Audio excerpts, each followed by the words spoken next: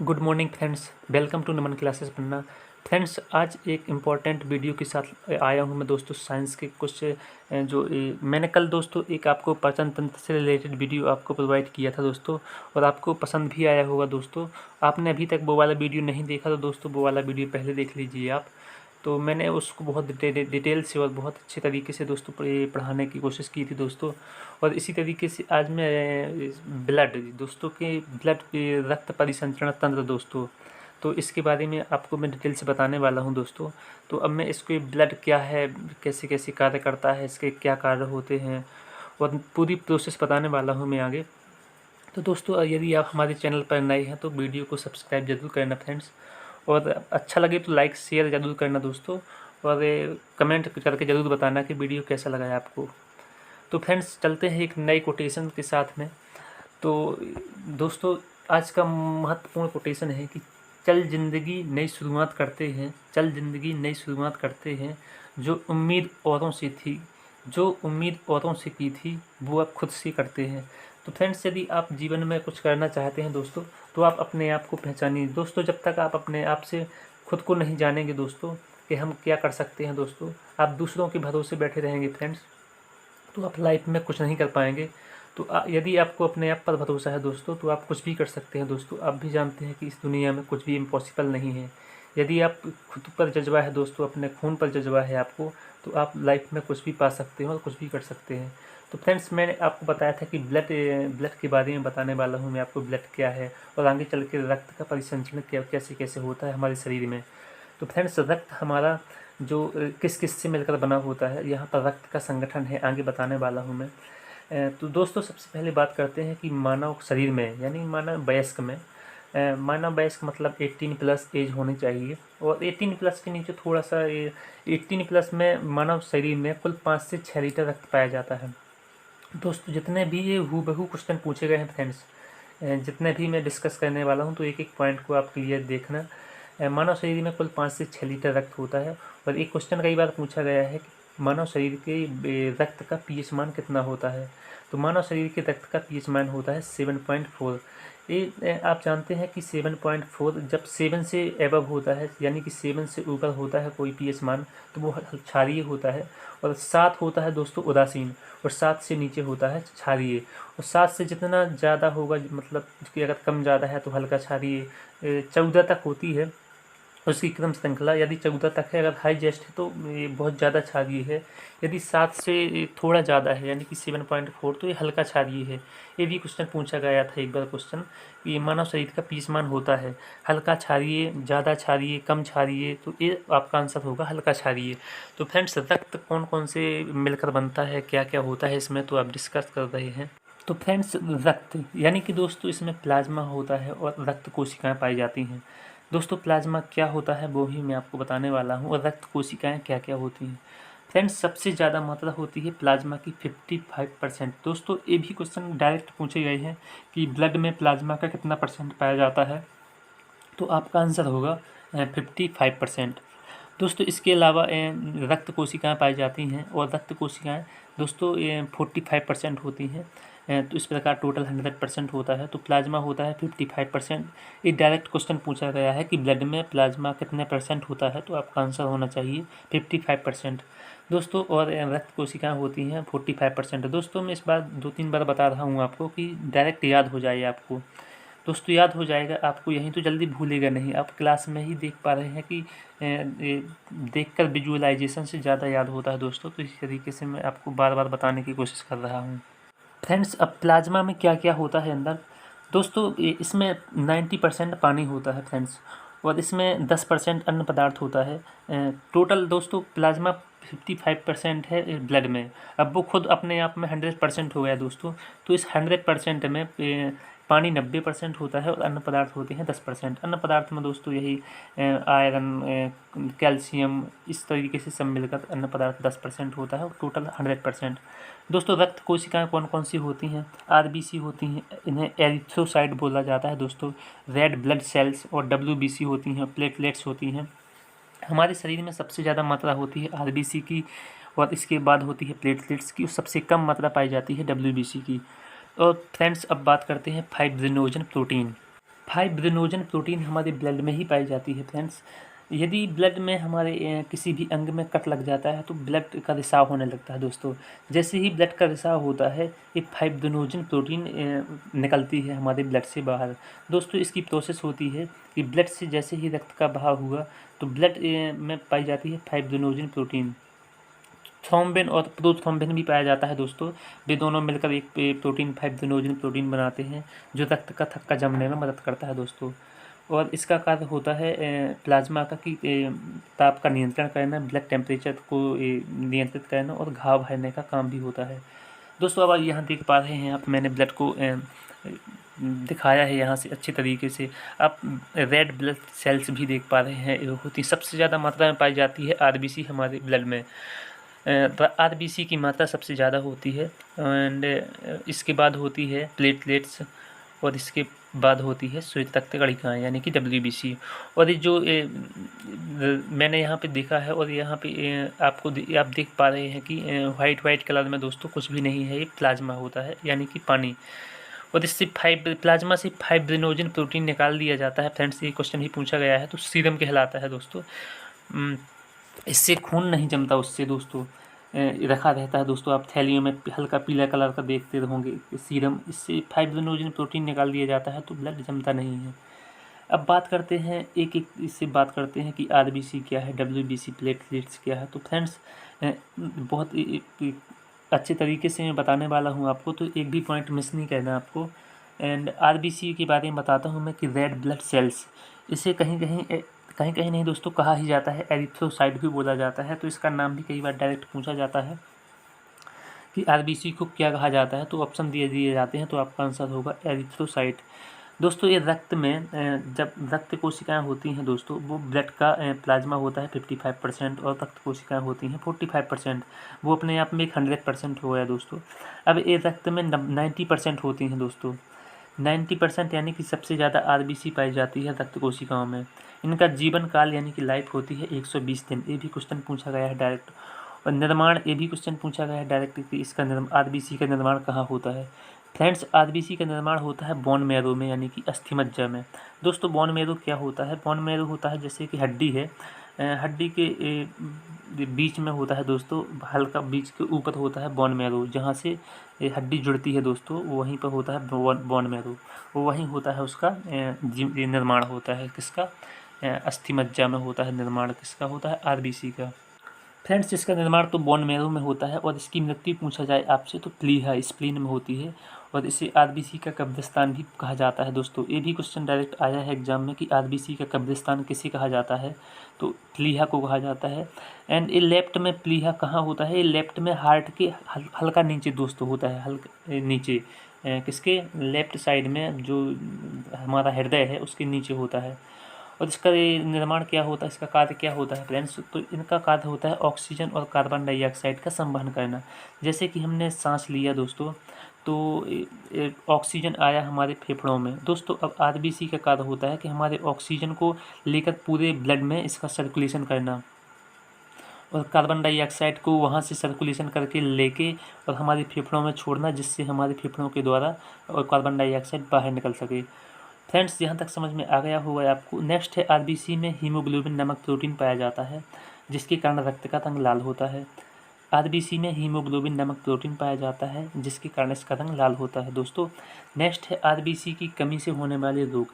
यदि आरबीसी की कमी हो जाती है दोस्तों तो इसे एनीमिया कहा जाता है फ्रेंड्स, अरक्तता कहा जाता है। आयरन की कमी से होता है एनीमिया रोग। और नेक्स्ट है जॉन्डिस रोग जिसे पीलिया भी कहा जाता है।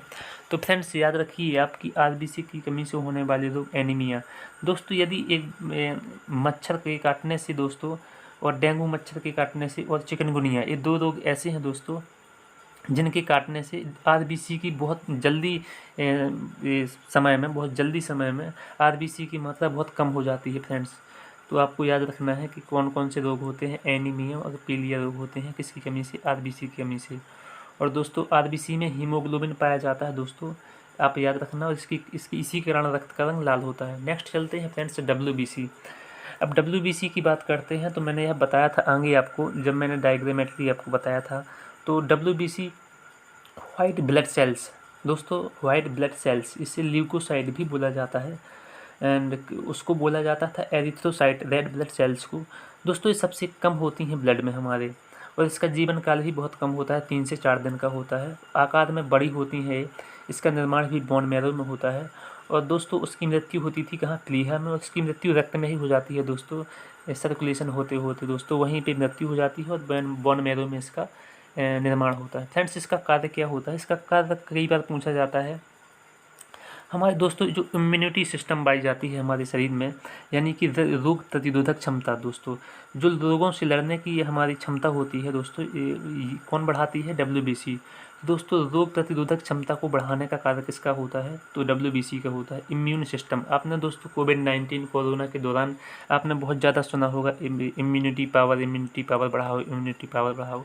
तो फ्रेंड्स यही है कि WBC की मात्रा दोस्तों नियंत्रित रहे, और दोस्तों बहुत स्वस्थ तरीके से WBC अपना कार्य कर रही हो दोस्तों।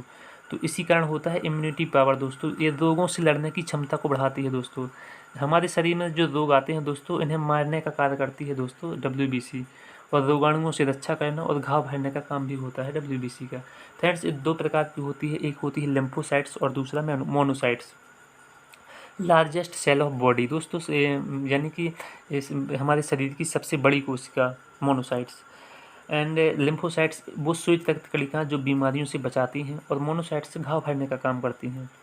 WBC की कमी से होने वाले रोग मैंने आपको बताया था, RBC की कमी से होने वाले रोग कौन कौन से, पीलिया और एनीमिया। अब WBC की कमी से होने वाले रोग हैं एड्स, HIV वायरस के कारण होता है जो एड्स। नेक्स्ट है ब्लड कैंसर दोस्तों।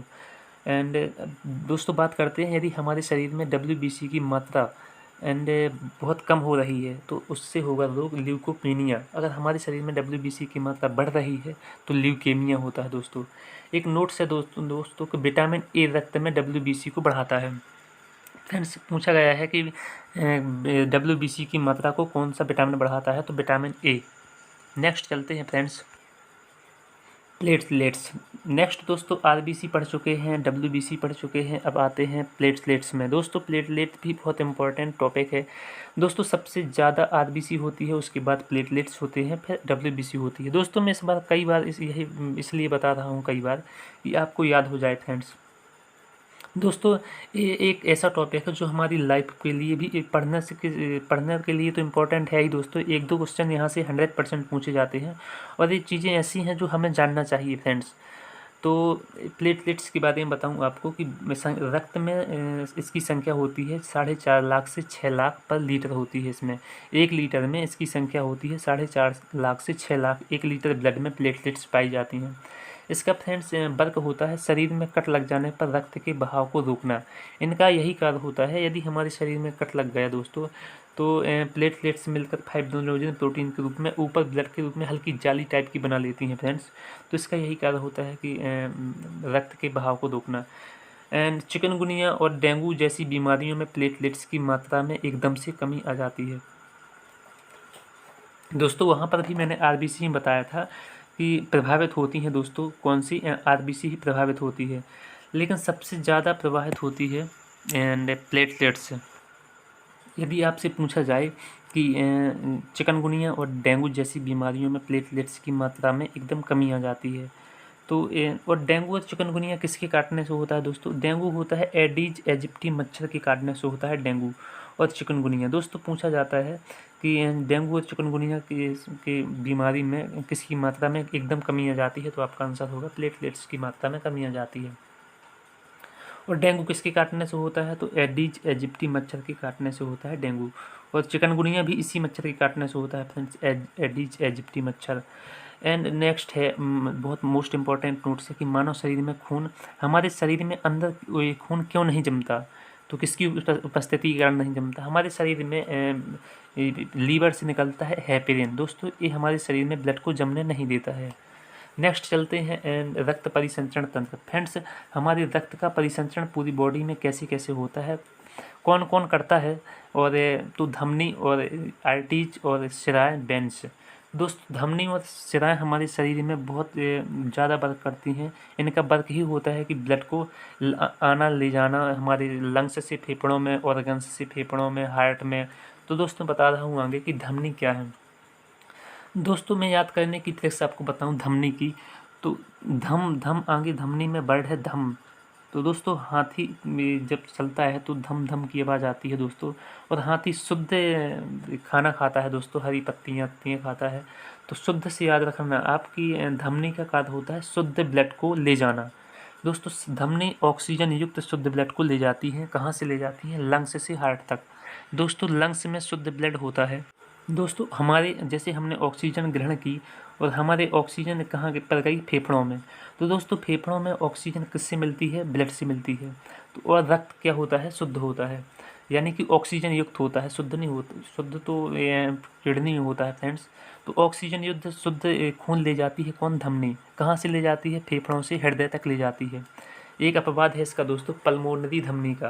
ये अशुद्ध रक्त ले जाती है ऑर्गन्स से लंग्स तक। दोस्तों पल्मोनरी धमनी हमारे शरीर के अंगों से फेफड़ों तक अशुद्ध रक्त ले जाती है पल्मोनरी धमनी, और वहाँ से फिर शुद्ध होता है। तो धमनियाँ फिर फेफड़ों से हृदय तक ले गई जाती हैं।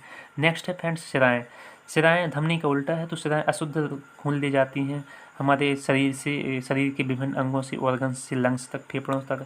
अपवाद है पल्मोनरी शिराएँ शुद्ध रक्त ले जाती हैं लंग्स से हार्ट तक। दोस्तों शिराएँ शुद्ध अशुद्ध रक्त ले जाती हैं हमारे शरीर के विभिन्न भागों से, यानी कि ऑर्गन्स से लंग्स तक। और अपवाद है इसका पल्मोनरी शिराएँ शुद्ध रक्त ले जाती है लंग्स से हार्ट तक। फ्रेंड्स हमने यहाँ पर थ्योरी का सेशन कंप्लीट कर लिया है, और दोस्तों हम अब क्वेश्चंस की तरफ बढ़ने वाले हैं। यदि आपने थ्योरी को बहुत अच्छे तरीके से पढ़ा हुआ है तो आप क्वेश्चंस भी अपने आप लगा पा रहे होंगे फ्रेंड्स। और आप देखना, यदि आप हर क्वेश्चन सही कर पा रहे हैं तो आपको यहाँ से ये टॉपिक कंप्लीट हो चुका है फ्रेंड्स। यहाँ से जितना मैंने आपको पढ़ाया है, आपके एग्जाम्स में एक नंबर या 2 नंबर का क्वेश्चन पूछा ही जाएगा, और इससे बाहर नहीं जाने वाला फ्रेंड्स। आपको ज़्यादा पढ़ने की ज़रूरत भी नहीं है। मैंने जितना भी उसका निचोड़ है पूरा ब्लड सर्कुलेशन का, वो मैंने यहीं पे आपको बता दिया है, और इससे बाहर क्वेश्चंस आते ही नहीं हैं फ्रेंड्स। तो मैं आगे बताने वाला हूँ कि आप भी देख पा रहे हो कि कौन से पेपर में कौन सा क्वेश्चन पूछा गया है और कब कब पूछा गया है। फर्स्ट क्वेश्चन है फ्रेंड्स आपकी स्क्रीन पर कि प्लाज्मा में जल का प्रतिशत कितना होता है। मैंने बताया था कि टोटल ब्लड में प्लाज्मा होता है 55% और रक्त कोशिकाएं होती हैं 45%, और प्लाज्मा में जल बताया था मैंने 90% होता है। तो option number D is the correct answer है। नेक्स्ट क्वेश्चन नंबर 2 है रक्त होता है। रक्त क्या होता है? Blood is a liquid connective tissue होता है दोस्तों। यह एक संयोजी ऊतक होता है जो हमारे शरीर में रक्त के द्वारा पूरे शरीर को जोड़ता है। हमारे पूरे शरीर में रक्त पाया जाता है, तो एक कनेक्टिव टिश्यू होता है friends. Option number A correct answer है इसका। नेक्स्ट क्वेश्चन है आरबीसी का निर्माण हमारे शरीर में किस भाग में होता है। फ्रेंड्स आरबीसी का निर्माण मैं बता चुका हूँ आपको ही पता होगा कहाँ होता है। तो अस्थि मज्जा में होता है इसका निर्माण, यानी कि बोन मैरो में। तो आपको आंसर रखना है डी नंबर, क्वेश्चन नंबर 3 का D number D correct answer. Next चलते हैं हीमोग्लोबिन का क्या कार्य होता है। फ्रेंड्स मैंने बताया था हीमोग्लोबिन हमारे ब्लड में पाया जाता है, और हीमोग्लोबिन जैसे ही ऑक्सीजन आई हमारे फेफड़ों में तो हीमोग्लोबिन ऑक्सीजन को लेता है तो ऑक्सी हीमोग्लोबिन बनाता है फ्रेंड्स, और वो हमारे ब्लड में धमनियों और शिराओं के माध्यम से, धमनियों के माध्यम से हमारे पूरे शरीर में लेके जाता है। तो ऑक्सीजन का परिवहन करना इसका मुख्य कार्य होता है। ऑप्शन नंबर ए सही है, ऑक्सीजन को इधर उधर पहुंचाना। नेक्स्ट क्वेश्चन है मानव वयस्क में कुल कितना रक्त पाया जाता है। तो 5 से 6 litre. Option number A D correct answer है। क्वेश्चन नंबर 6 है मानव रक्त का पीएच कितना होता है, यानी कि मानव रक्त का पीएच मान पूछा गया है फ्रेंड्स। मैंने सबसे फर्स्ट पेज में ही आपको बताया था कि मानव रक्त का पीएच मान होता है 7.4। यदि हल्का क्षारीय पूछा जाए तो आपको आंसर लगाना है हल्का क्षारीय। ऑप्शन के ऊपर डिपेंड करता है दोस्तों कि ऑप्शन किस तरीके से आते हैं। तो आपको याद रखना है कि मानव रक्त का पीएच मान होता है 7.4। नेक्स्ट चलते हैं 7th क्वेश्चन पर फ्रेंड्स। आरबीसी का कब्रिस्तान किसे कहा जाता है। तो आरबीसी का कब्रिस्तान मैंने बताया है आपको। आरबीसी की मृत्यु कहाँ होती है, तो प्लीहा में। तो वही कब्रिस्तान होता है जहाँ आरबीसी की मृत्यु हो। तो आरबीसी का कब्रिस्तान कहा जाता है प्लीहा को। Option number C correct answer. दोस्तों मैं यहाँ पे टिक इसलिए नहीं लगा पा रहा क्योंकि आप एक बार और वीडियो को देखना। यदि कोई क्वेश्चन आपसे नहीं बन रहा तो एक बार और देखना और आप अपने से आंसर क्लिक करना माइंड में, तो आपको जल्दी ज़्यादा याद होगा। नेक्स्ट है 8वें नंबर क्वेश्चन है रक्त का लाल रंग किस कारण होता है। तो रक्त का लाल रंग हीमोग्लोबिन के कारण होता है friends. Option number B correct answer. Question number 9 है डब्ल्यूबीसी का मुख्य कार्य क्या होता है। तो रोग प्रतिरोधक क्षमता बढ़ाना, यानी कि option number C. Next question है डब्ल्यूबीसी की मात्रा सामान्य से अधिक हो जाना फ्रेंड्स। यदि सामान्य से अधिक होना तो ल्यूकेमिया कहलाता है, यदि सामान्य से कम होती है ल्यूकोपीनिया कहलाता है। नेक्स्ट क्वेश्चन है 11th नंबर का कि रक्त का शुद्धिकरण कहाँ होता है, ब्लड प्यूरिफिकेशन दोस्तों कहाँ होता है, तो ये होता है किडनी में। फ्रेंड्स, डायलिसिस प्रक्रिया होती है, पूरी डायलिसिस प्रक्रिया के कारण हमारा ब्लड शुद्ध होता है किडनी में। नेक्स्ट क्वेश्चन है मानव शरीर में खून किसकी उपस्थिति के कारण नहीं जमता। दोस्तों मैंने बताया था आपको नोट्स के रूप में, वहाँ पे लिखवा भी रखा था कि हेपेरिन हमारे शरीर में होता है, जिसके कारण हमारे शरीर के अंदर बॉडी में ब्लड नहीं जमता दोस्तों। तो याद रखना, आपको option number A is the correct answer है। नेक्स्ट चलते हैं दोस्तों, आज का लास्ट क्वेश्चन है लाल रक्त कणिकाओं का जीवन काल कितना होता है। फ्रेंड्स, लाल रक्त कणिकाओं का जीवन काल 120 दिन होता है। यदि आपसे WBC का जीवन काल पूछे जाए तो 3 से 4 दिन होता है फ्रेंड्स। तो दोस्तों वीडियो ज़्यादा बड़ा ना हो, और दोस्तों मैंने यहीं तक कोशिश की है पूरे वीडियो में पूरा टॉपिक समेटने की दोस्तों, और पूरा टॉपिक भी मैंने कवर कर दिया है। यदि आप इतना पढ़ के चले जाते हैं दोस्तों, कोई भी एग्ज़ाम दें आपसे क्वेश्चन बाहर नहीं पूछा जाएगा इससे। तो दोस्तों वीडियो यदि पसंद आया हो आपको तो वीडियो को सब्सक्राइब जरूर करना चैनल को, और दोस्तों बेल आइकन भी प्रेस कर लेना ताकि आपको टाइम टू टाइम नोटिफिकेशन मिलता रहे। दोस्तों ये जो अग्निवीर की पेपर होने वाला है उसके लिए और ज़्यादा मोस्ट इम्पॉर्टेंट है।